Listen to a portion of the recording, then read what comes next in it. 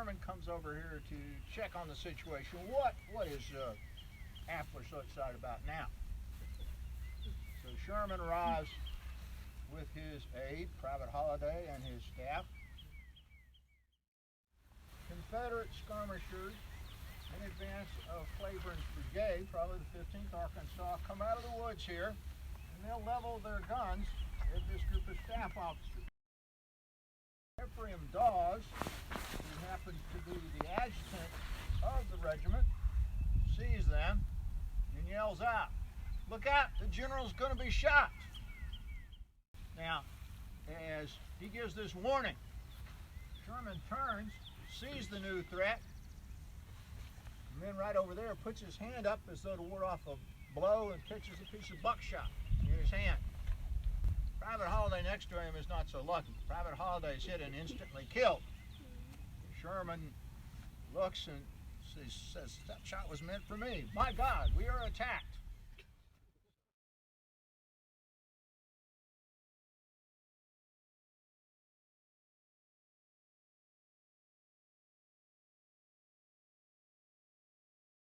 It shows the Union camps primarily facing to the west and a few to the south. What they don't show on this map is two more divisions which are closer to the landing, because the patrols that are scouting out the Union camp don't get quite that far. So they've got a somewhat deceptive idea about both the strength and the positions of the Union forces.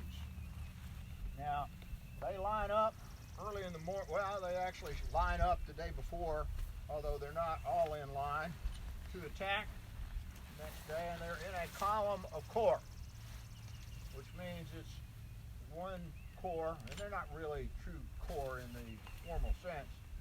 The only one large enough to be considered a corps would be Bragg's Corps of 13,586, which is in the second line. The first line, the ones we're going to be dealing with here at first, are Hardy's Corps. William Hardy's a veteran and a West Point graduate. Claiborne's brigade over on the left flank is one of the larger brigades. Patrick Claiborne is an Irishman, is a young man, has settled in Arkansas and become a person in that community. He's helped to organize what's the 1st Arkansas, which is now called the 15th Arkansas, because it turned out there were two 1st Arkansas, so the Confederates insisted that they become the 15th Arkansas, not realizing that there was also another 15th Arkansas. So they went from having two 1st Arkansas to having two 15th, but that's another story. But Claiborne is in charge of about 2,700 men, a fairly large brigade, and then Wood's brigade over on his right. They're ready to attack first thing in the morning on April the 6th. Behind Bragg is Polk's Corps, 9,136, Breckinridge's with 6,439. So they're out there, and they're getting ready to move forward. Now, they've made a lot of noise getting into position. Some of them firing off their muskets to see if they still work after they've gotten wet.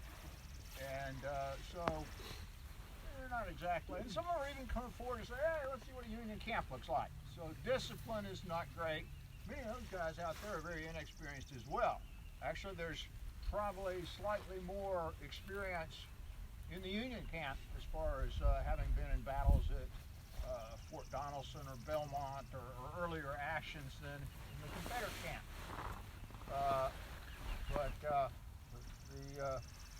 There's a concern among some of now Sherman thinks, no, there's nothing going on.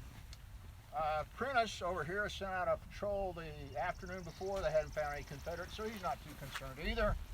But Everett Peabody sends out a patrol, which gets into trouble. They locate the Confederates, and there's fighting over here before dawn.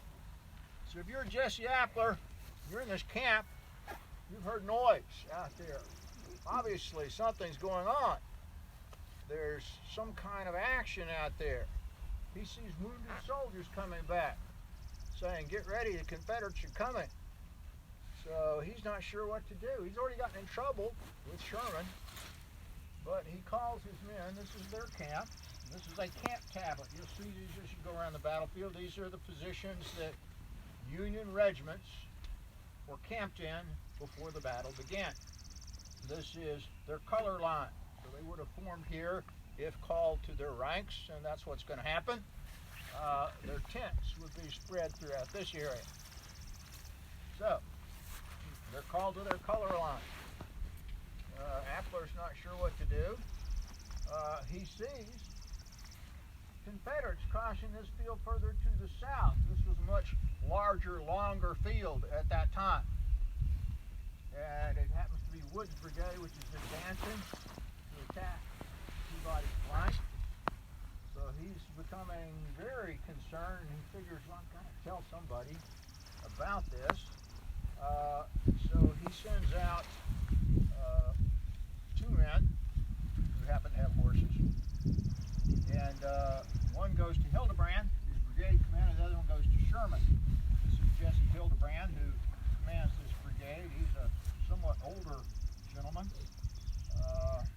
very sort of disorganized. So he's sending out, and he'll send the Fulton brothers, who are assumed to be the only ones that have horses. His lieutenant colonel is Fulton, and they're getting rather concerned about what's going on, and so they'll go to Sherman. Sherman sends a message back saying, "You folks seem to be very upset and concerned over there." He thinks militia officers get scared too easily. And eventually, with fighting going on over here, Appler pulls his troops back to this wood over here. So they're forming a line. There's a few hay bales there. There's been a horse encampment there. So they're in position right there. Now, meanwhile, advancing forward is Claiborne's brigade, made up of troops from Arkansas and Tennessee, and they're going to hit this swampy ground behind us here, Shiloh Branch. And it's, before any control was put in, it's just, and it's been raining a lot. So it's mucky, it's muddy, it's very dense, very thick, hard to get through. So you have to virtually cut your way through much of the brush there to get ahead. Now, getting through that area is going to be a tough thing. And two of the regiments split off to the right. This is going to happen to a lot of the brigades that try to get through this area. Two regiments split off over this way. But in advance, though, are acting as skirmishers is Claiborne's old unit, the 15th Arkansas, which used to be the 1st Arkansas. And as they're coming forward, Sherman is coming over here, and they're beginning to engage some of Hildebrand's men over here. The skirmishers, the pickets who've been out are engaging the 15th, and Sherman comes over here to check on the situation. What is Appler so excited about now? So Sherman arrives with his aide, Private Holliday, and his staff. And there's that Private Holliday here somewhere. Poor guy. Oh, where's he hiding? Oh, he's right behind Sherman, of course. There he is. Okay. Private Holliday. And Sherman gets out here. Appler pointing out to him, yeah, that's where I've seen the Confederates down there crossing the field.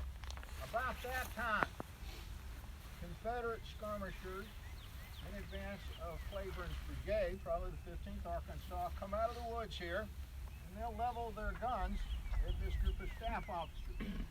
Now, Ephraim Dawes, who happens to be the adjutant of the regiment, sees them and yells out, "Look out, the general's going to be shot." Dawes will later on be promoted to major of the unit, the 53rd. He has a very poor opinion of Appler. He says Appler, although a friendly guy, didn't know anything about military things or how to drill the men. So he has a poor opinion of Appler, but much of what we know about the situation is from Dawes. Now, as he gives this warning, Sherman turns, sees the new threat, and then right over there puts his hand up as though to ward off a blow and pitches a piece of buckshot in his hand. Private Holliday next to him is not so lucky. Private Holliday is hit and instantly killed. Sherman looks and says, that shot was meant for me. My God, we are attacked. So Sherman finally realizes some serious stuff going on here. Tells Appler, I'll get back to you. He won't. But he'll go back to organize his defense along the ridge across the creek here. And Appler goes back to his unit here. Meanwhile, Claiborne is advancing. Patrick Claiborne, this is going to be his first battle. He's been in the British Army, but he's never seen action before. He'll go on to become one of the best divisional commanders in the Confederate Army. At this point, he's untried, and he's not quite sure what his responsibilities are. He's just been promoted to Brigadier General. He's moving forward through the swamp on his horse. And his horse decides, hey, I've gone far enough, and stops. Claiborne keeps on going from the horse into the mud. So the general's covered in mud. Two of the regiments, the 23rd Tennessee and the 6th Mississippi, come over this way. They'll be charging across this field. Waterhouse's battery, one section, had been right here, but it's withdrawn to the other side there, that hill, and they're going to be firing case shot, which is like shrapnel, and canister into the flank of the 6th Mississippi. Also, if you're in the 6th Mississippi or the 23rd Tennessee, you reach this encampment where all these tents are, you're going to have to break your line of battle.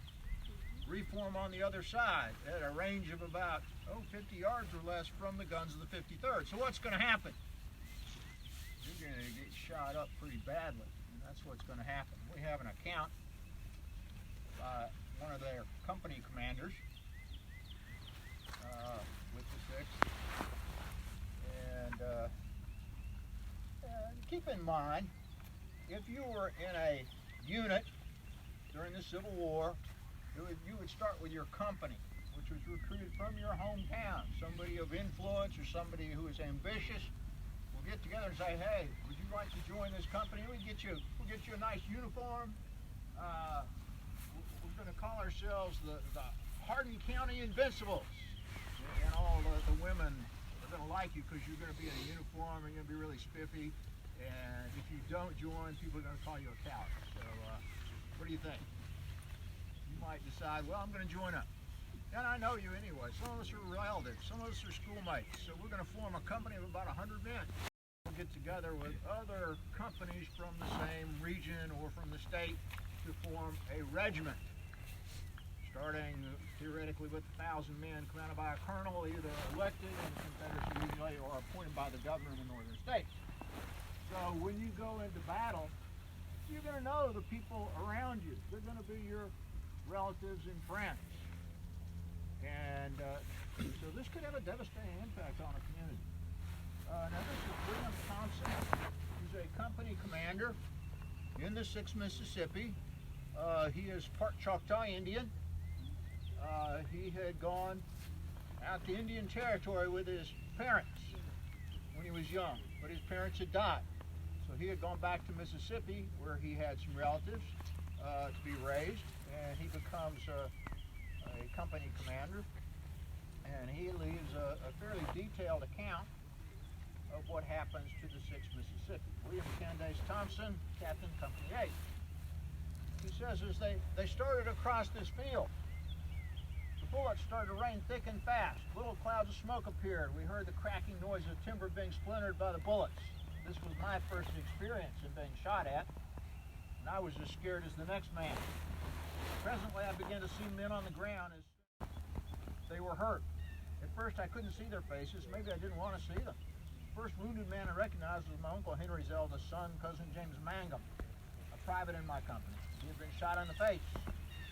I wanted to stop and help him, but everyone was moving forward. All seemed to be hollering at the top of their lungs. We just had to get those Federals who were shooting at us. Therefore, there was no time to help the wounded. I did manage to tell James as I stopped briefly beside him to take shelter behind a large oak. Most of these men on the ground were our close friends, neighbors, kinfolk. I saw Stephen Gordon. I knew I could not help him. His eyes were glazing over. He was dead. Next I came to Wiley McClernand. He was badly wounded. It was awful, but I had to keep on moving. I'd not gone far when a sudden pain hit me. My legs folded and I was on the ground. I'd been yelling, but the fall knocked the breath out of me and I was quiet. My cousin James called to me that he seemed to be fine, but had heard my cry when I was hit. He recognized my voice. I tried to drive myself in his direction, but I couldn't move. This really frightened me. I must have fainted, but the next thing I knew, someone had me by the shoulders, was dragging me out of the line of fire. He helped me get back to the hospital area. I kept wanting to go back after James, but going to the heavy firing, they wouldn't let me do it. Now, of the 425 men of the 6th Mississippi that come into this field, only 60 would be present to answer the roll call following the fight. So they will suffer over 70% casualties in their first action here, which is why Mississippi decided this is the place they want to put their monument, because they've made quite a sacrifice here in this area. The color bearers will go down. Colonel Thornton, the commander of the regiment, picks up the colors when the color bearer goes down, and then he in turn is severely wounded. 7 color bearers will be wounded, which is why we have on the monument there the color bearer going down and another man picking it up. If you were the color bearer, normally you'd pick somebody tall and hopefully brave, be the color bearer, so we could see him, because we were literally rallying around the flag to form our regiment. Now if he goes down, you'd have a color guard who would be with him. It would be your job to pick up that color and keep going on. Eventually the entire color guard of the unit goes down. Major Robert Lowry here will take command of the unit. He will fall with 2 wounds at the head of the regiment. And they will make 3 charges across this field. Now the 23rd Tennessee will be with them for the first charge. But after that, they're a pretty green unit, and they've had some problems, and they will not reform for another charge. They are rallied by their old commander, Colonel Matthias Martin, who has been ruled unfit to command in December due to drunkenness and physical incapacity, but he's still following them around. He has a problem. He really can't even ride a horse because he has a what's a cyst called a hydrocele in the groin area, which doctors describe as large as a grapefruit. But he is here to try to help rally the men. So the 23rd and the 6th are repulsed, and Claiborne, now his brigade has broken up. He'll stay over here with the right wing. The left wing we'll get to later on, and he'll become separated from them, and he'll get back to them later on in the afternoon. Now, meanwhile, Appler has been attacked from the front, and he can hear Confederates coming in behind him, because the Confederates are attacking Prentice's division, the Green Division over here, and although they will put up a pretty good fight, they are just simply overwhelmed by the number of Confederate troops. They're hitting Prentice's camp. Appler's getting very nervous, and he tells his men, this is really no place for us. Retreat and save yourselves. And they will pull back.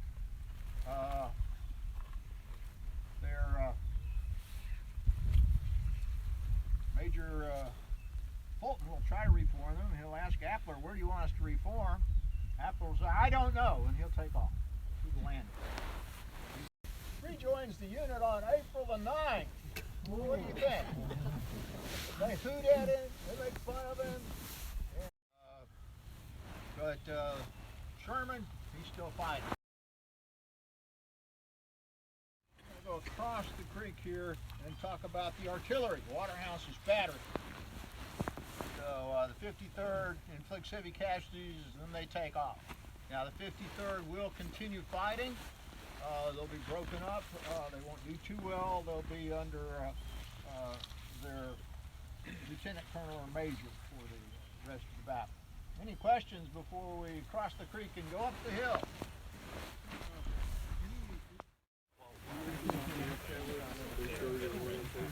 Yes, the camp would have been right behind the tablet. The tablet is where the color line would have been where the regiment would have formed when it was called to form. Okay, so if you're looking at the tablet, they're looking at you? When they're formed in the line. Yes. Okay. Sometimes it's easy to misinterpret what they're saying. Benjamin Hardin-Helm, who's Lincoln's brother-in-law, is going to be down at Florence, Alabama. He's going to be seeing Union units moving in northern Alabama. He'll say, whoa, that looks like a lot of people to me. He'll say it's Buell's entire army. He'll be wrong. They just don't have any way to sort out the information they're receiving. And at this point in the war, there's no real good system of handling intelligence. They don't have anything like these guys. Hopefully these guys can sort it out and figure out, well, that's that unit, that's this unit, and is that sort of what y'all do? Yes, sir. Yeah, okay. So they try to keep us alert so we'll know what's going on out there. So we won't be like Sherman and go, my God, we are attacked. So, now, up here on the hill, we're facing Waterhouse's battery, an Illinois battery. They've got some nice guns. They've got two big old guns, old model 12-pounders, which are quite heavy, but they've been rifled in the James pattern, so they're able to fire explosive shells, which can go a fair, and they're big guns too, so they're pretty nice to have. And they also have 4 6-pounders, which are also rifled, and they're going to inflict some heavy casualties on not only the 6th, but every Confederate unit that comes this way is going to have to face that artillery fire. Now this is their commander, Allen Waterhouse, and one section is commanded by this guy. This is the section, the heavy section. I didn't write his name on there. But they're in place here. Now they've got a few problems. First of all, they just arrived and they didn't get their horses till like about a week before this. They haven't had a chance to really train with those horses in pulling the cannons around. Now ideally, those big 12-pounders would be pulled by 8 horses. We don't know if they had 8 horses or not, but that was Lieutenant Fitch. He's in charge of the heavies, the 2 12-pounder, rifle 12-pounder. Okay, so they haven't had a lot of training, and they go into action here, and they'll be pretty effective against the Confederate forces. If you're a Confederate, and you're here, and you're up there, you're going to be in trouble. So most of the Confederates will be trying to, and there will be Confederates swinging around because there's nothing over there. The Confederates are beginning to swing around the flank here. So that's going to be a problem for the Union. Now, Marshal Polk's battery, by the way, he's a nephew of President James K. Polk. There will be 2 nephews of James K. Polk who we'll talk about here. But he deploys his battery over here once the 53rd is out of there, and he is ordered by Bragg to get in close. Bragg is a veteran artillerist, and he is a experienced artillerist from the Mexican War. Back during the Mexican War, if you're fighting artillery, you got up toward the front because that was the way artillery was fought at that point. Get out there with your artillery and stop the infantry. So he has Polk deploy here, and it's pretty close to these guys with these rifle guns. Pretty soon, Polk's battery is knocked out for the most part. Polk himself will be hit in the leg, and his leg will be broken. He'll have to have it amputated. That'll be the last of his military career, also the last of his battery. This is their first and last battle. They will continue fighting all the way up toward the crossroads with 1 gun left, but this is it for them. Now, Polk himself will go on after the war.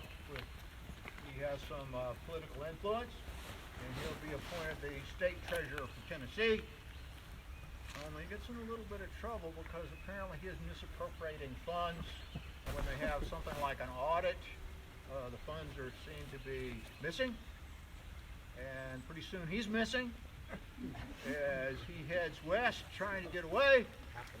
Apparently they apprehend him somewhere near San Antonio, Texas. Somehow he manages to hop away from them, but they do catch up with him, and he'll be brought back to Nashville to stand trial, but he will have a heart attack and die before he can be convicted.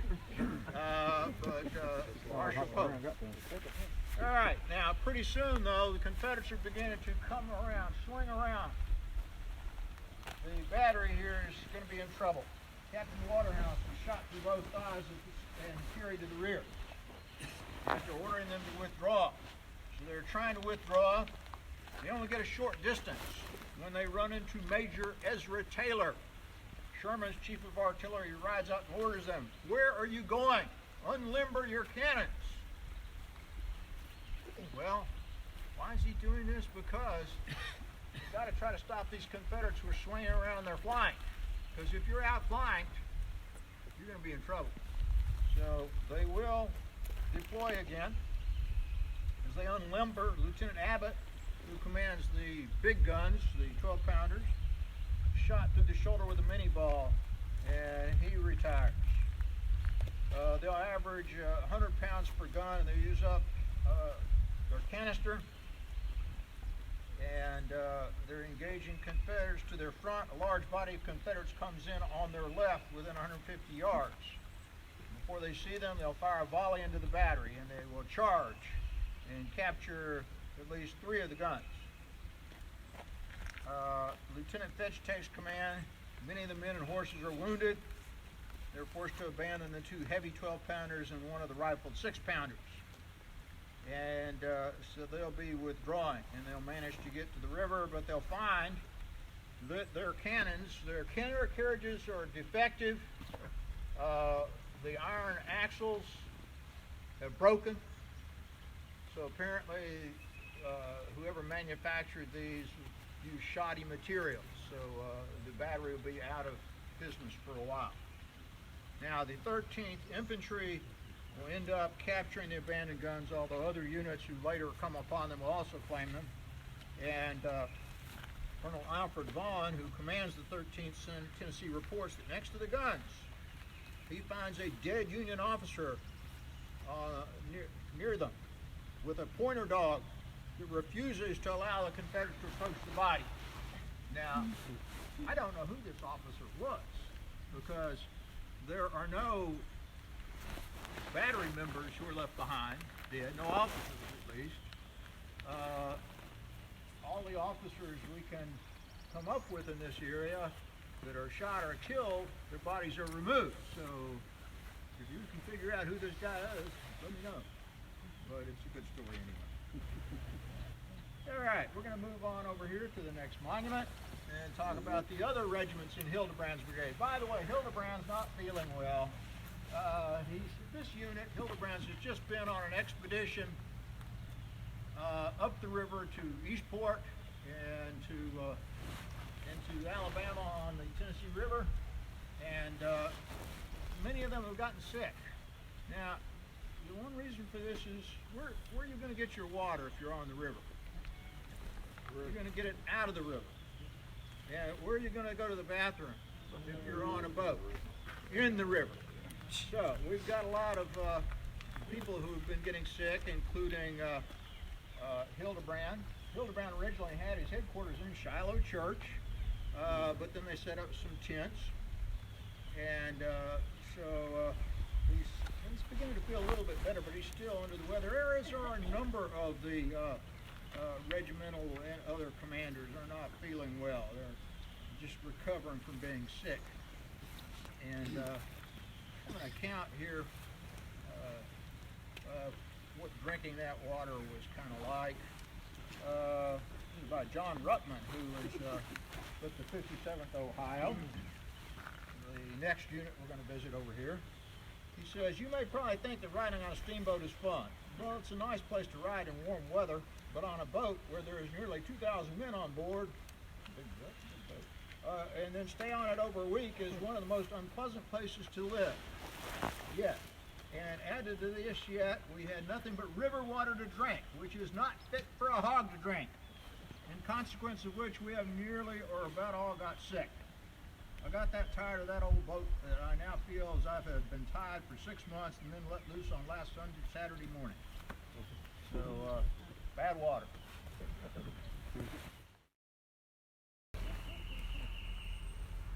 57th Ohio mustered into service in December. Mungan, popular Ohio lawyer known as Fiddlin' Bill. Fiddlin' Bill's not feeling too well. And so he's not going to be in charge. He's just one of many who are sick. Although he does manage to get up. Here's Fiddlin' Bill, by the way. And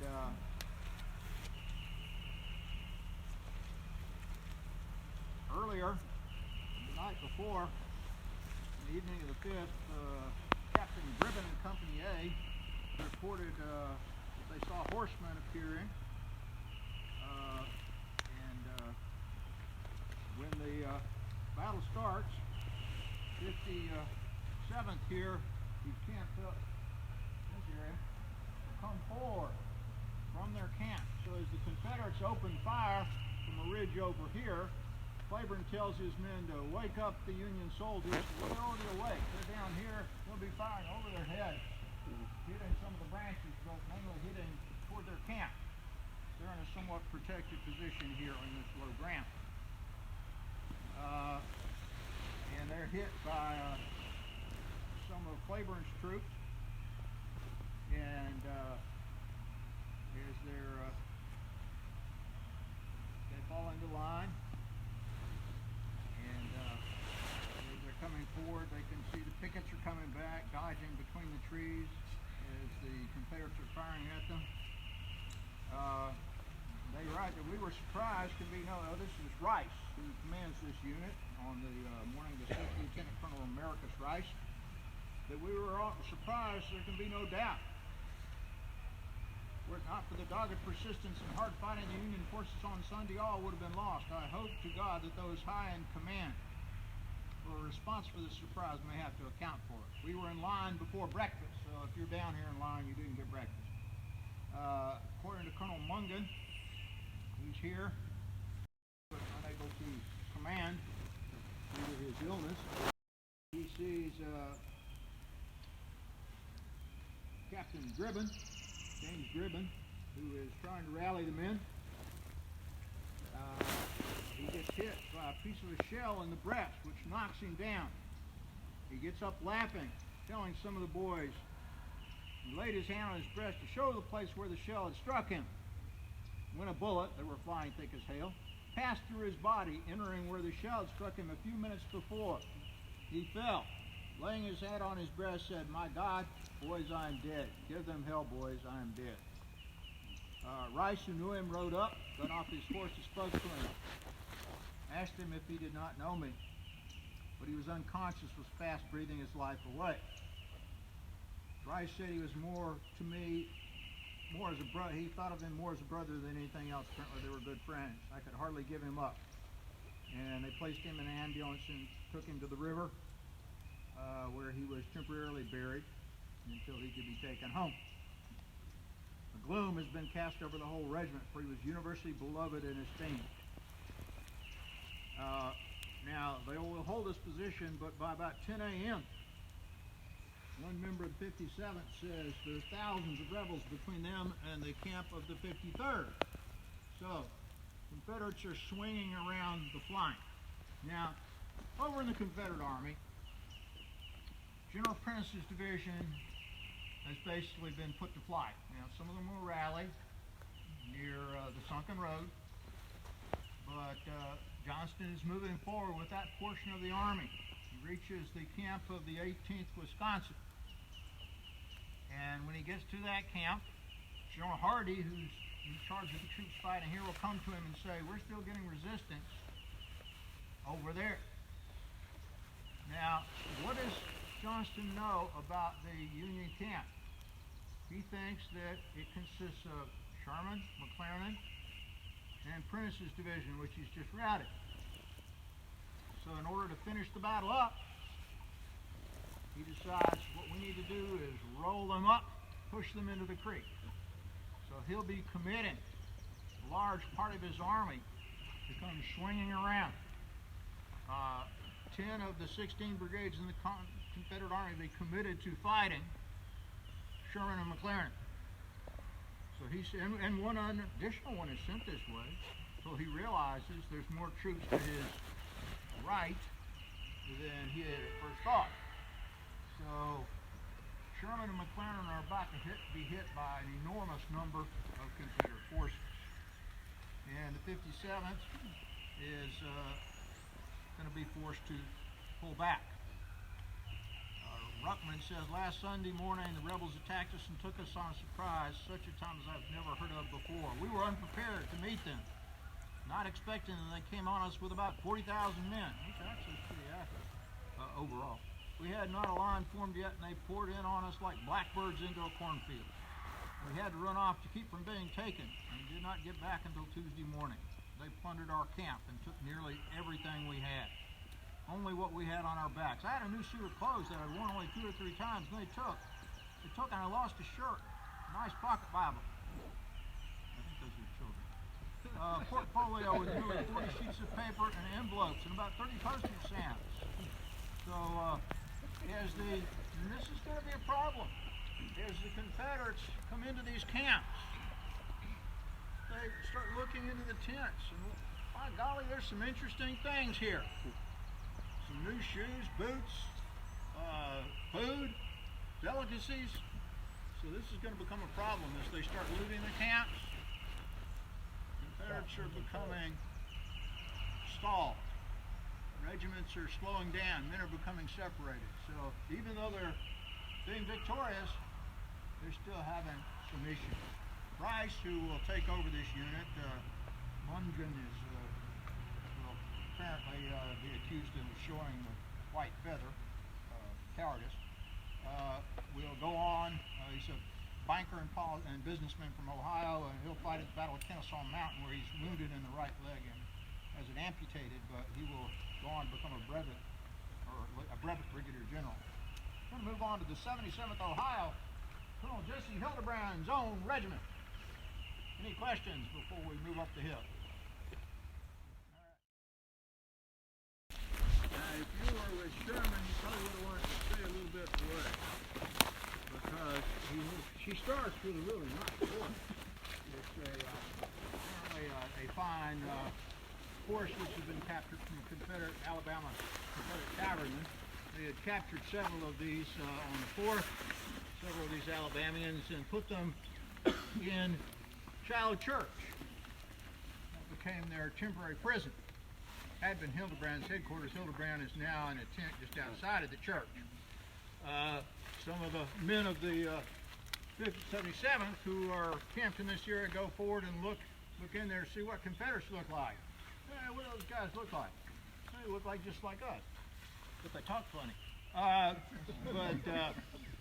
any rate, Sherman is riding this horse. Horse gets hit, goes down. You're next to Sherman. He says, okay, you take your horse now. So, the second horse, actually Sherman's already got that hole in his hand. He get a grazing shot in his shoulder, so he is under fire. His second horse goes down, but oops, I'll take your horse. So, you don't want to get too close to Sherman when you're on a horse. At any rate, this is the position of the 77th. There's their flag. The U.S. flag. This unit had 2 colors, a regimental color and a national color. Oh, and I forgot to show you Driven, who went down over there, and his body was removed, so he's not the one that the dog was with. That's Driven. He's got a lot of hair. But, he was in our last position. He got shot.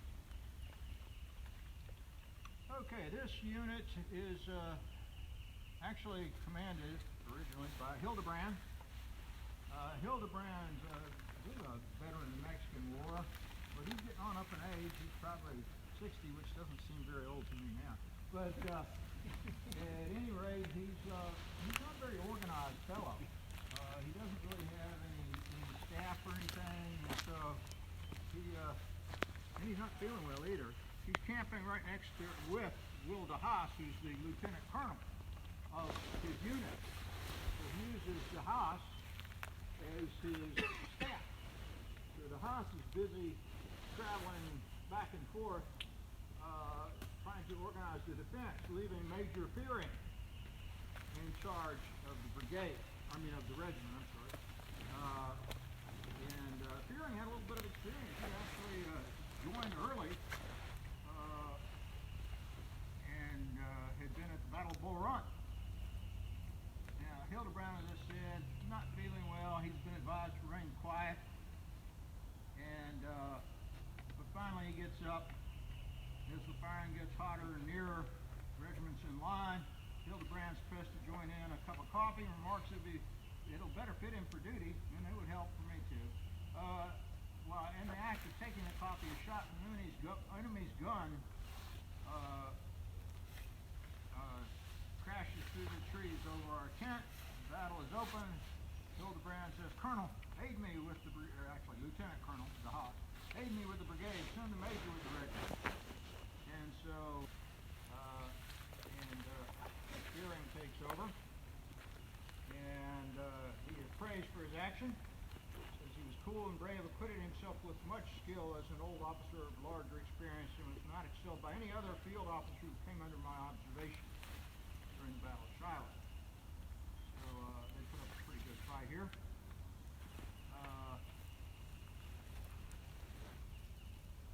Fearing later says he was not only surprised by the attack, he was astounded. He gave way, and the devils took a battery and planted their flag directly on our left. That would have been Waterhouse's battery. They were pouring in by thousands around the camp of the 53rd, flanking us entirely. And one of the members of the unit will, as they put a flag on that cannon they captured, take careful aim and shoot that guy, but another one will come back and put another flag. So the battery's been captured. Now Hildebrand, although his men are still fighting and pulling back, decides he's kind of a disorganized guy. He offers his service to McClernand as a staff member, so he will be separated from his brigade, which will fight on their own pretty much for the rest of the battle without any advice from Hildebrand. Now, when a guy's failed as a brigade commander, what are you going to do with him? You're going to keep him around? No, you're going to put him in charge of your prisoner of war camp. And that's what Hildebrand's next job will not be in combat. He'll be in charge of Alton Prison, where they're keeping Confederate prisoners of war. He's also very disorganized there.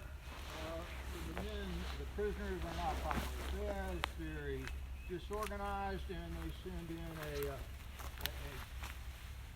party to investigate some of the things that are going on. About that time, Hildebrand has a heart attack and dies. But he's a failure as a POW commandant as well. We're going to move on over here and talk about the Confederate attack and about the next unit, Buckland's brigade. Ralph Pomeroy Buckland.